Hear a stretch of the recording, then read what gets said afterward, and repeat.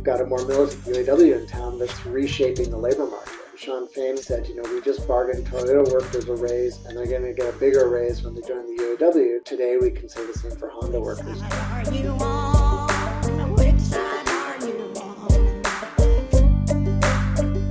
Paul, I have coming up next Barry Eidlin. You're familiar with Barry, right? I am. Just saw him at the TD convention. Oh, okay, there we go. So, so we're going to take a really quick break, and we'll keep you on if you're good. I know that you have to go pretty quickly after, or actually, no, we've already got Barry now, so we don't have to go to a break. So Barry Eidlin is he used to be an organizer for the UAW, and he was a member and head steward for UAW Local 2865 when he was doing grad work at UC Berkeley, and then you were on staff with Teamsters for Democratic Union, much like Paul here. So Barry, thanks for talking to us. Appreciate it. Thanks for having me on. Great to be here for a good cause. Yeah. So, Paul. Do what? It's great to see Paul. Long time no see, since right, I know. For the whole week. Yep.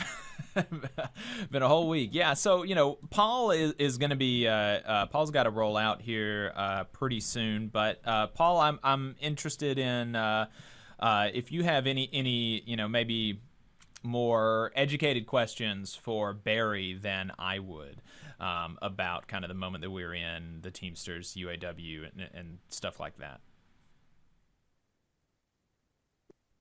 Man, I'm on the spot now. There's so much I could ask. Yeah, I don't know. I'm curious, Barry, to hear your thoughts. One thing I'm kind of excited about, when there's, I think, two things happening at once. We're seeing some new organizing happening, like there's Starbucks, Amazon stuff. It's complicated, but there's that. And, one thing I've always thought during that stuff was we need that plus the established unions to be re-energizing. I don't think we can do this by just saying well, to hell with those unions. Again, we're talking about millions of members. So what's very exciting now is we have both happening. We have, UAW Teamsters being re-energized. And Barry could tell you, if you told Barry when he was working for TDU that at our convention, the president of the Teamsters and the president of UAW would be there, he would say you must be high on something. So there's re-energizing happening. So I don't know, Barry, your thoughts on these both things happening at the same time, new organizing the unions plus the existing old crusty unions being kind of revived? Yeah, I think this is really the key story of the moment we're in. And I think the link, the sort of through line that connects it all is that we're seeing a revival of sort of worker-led independent organizing, right? And it's just taking different forms, right? So in some cases, workers are forming their own independent unions, like at Amazon. In some cases, they're sort of taking, the sort of structure of an existing union and sort of running with it, like with the Starbucks campaign.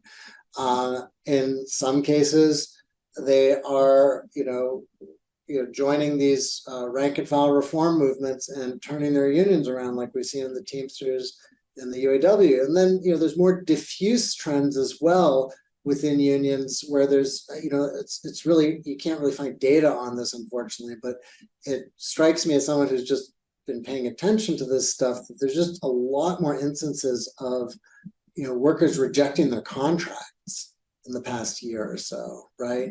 And what you, or if they're not rejecting, at least, the no vote is considerably higher than usual.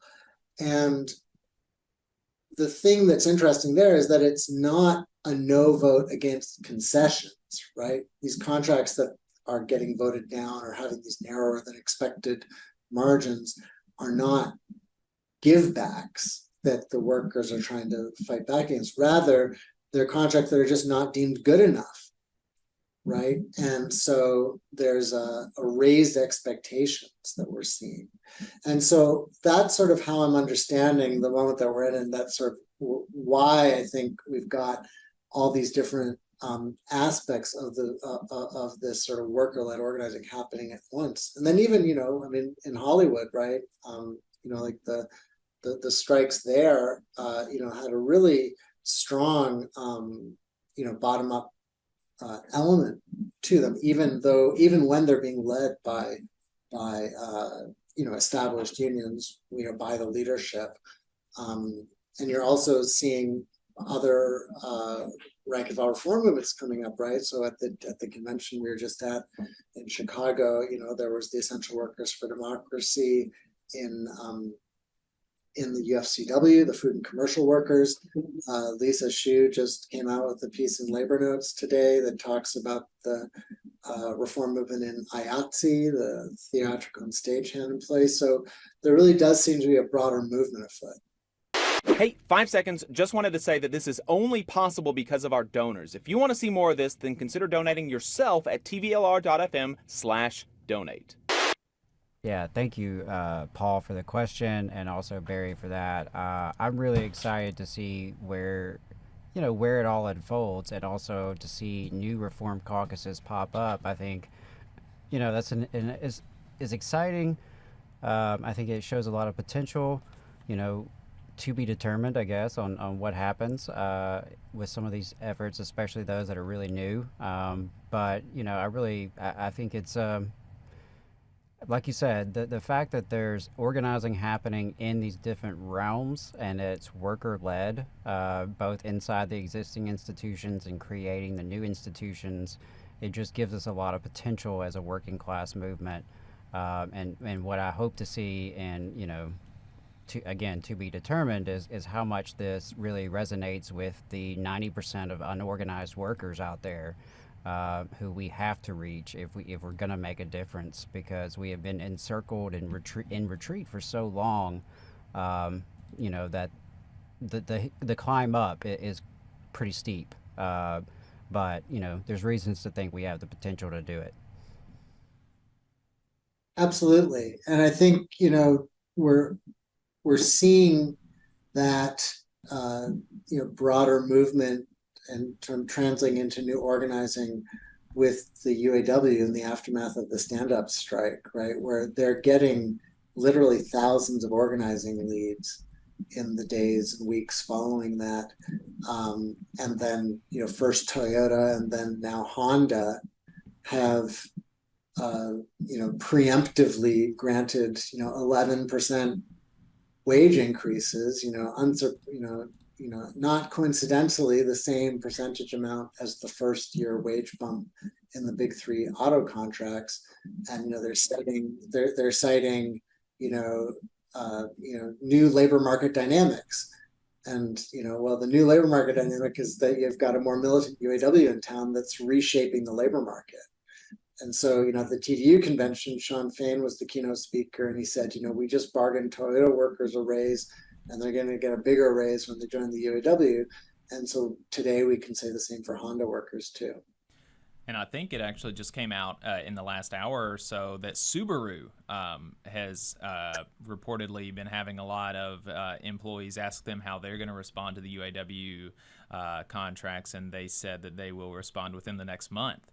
So, all these non-union automakers are being forced to respond, and that's really exciting. Barry, you mentioned that you were in the Teamsters for a Democratic Union, not in it, but you were a staffer for it after coming out of UAW when you were a grad student. When about was that you spent your 6 years on staff at TDU? So that was before grad school. This Okay. This was from 1997 to 2003. So I interviewed for my job at TDU the day after the 1996 Teamster election was overturned, and 2 weeks after the 1997 UPS strike. So I basically just arrived for the decline of Teamster reform in the late 90s, right when the overturning of the 96 election was the beginning of the end for the Ron Kerry administration, where Ron Kerry was quite unfairly, expelled from the union for campaign violations committed by some consultants that he hired. But then I continued working for TDU through 2003. But those are fairly those were tough years for Teamster reform. Like Paul said, I would not have thought that the TDU convention would host both the Teamster General President and the UAW International President at their convention. The conventions were much smaller affairs. We struggled to get 150 people in the room, unlike today where there were 500 people at the last TDU convention. And just the possibilities are just so much larger, right? With the coalition with Sean O'Brien. Not that O'Brien offers everything that the reform movement has fought for by any stretch, but creates these openings for a more grassroots kind of Teamster reform than we've seen in 25 years. Paul, I know that you have to run. Before you go, is there anything else that you'd like to leave folks with? Not really. I mean, just it's an exciting moment in labor. I hope people donate because I think, again, I don't think it's just going to be hot labor summer and it's over. I mean, I think this stuff is going to, hopefully continue over these next few years and beyond. So I think this is a big window of opportunity for the labor movement. I hope people donate. I hope people keep supporting, independent media that actually covers the labor movement like this channel. Thanks, Paul. Appreciate it. You just saw a clip from the Valley Labor Report. We are live every Saturday morning from 9:30 a.m. till 12:30 p.m. And we pride ourselves on keeping all of our content free to everybody so that we can talk to as many working folks as possible. If you support the work that we're doing, you think that it's important, you think that it's good, then consider making a monthly contribution to the project, and you can do that on our website, tvlr.fm.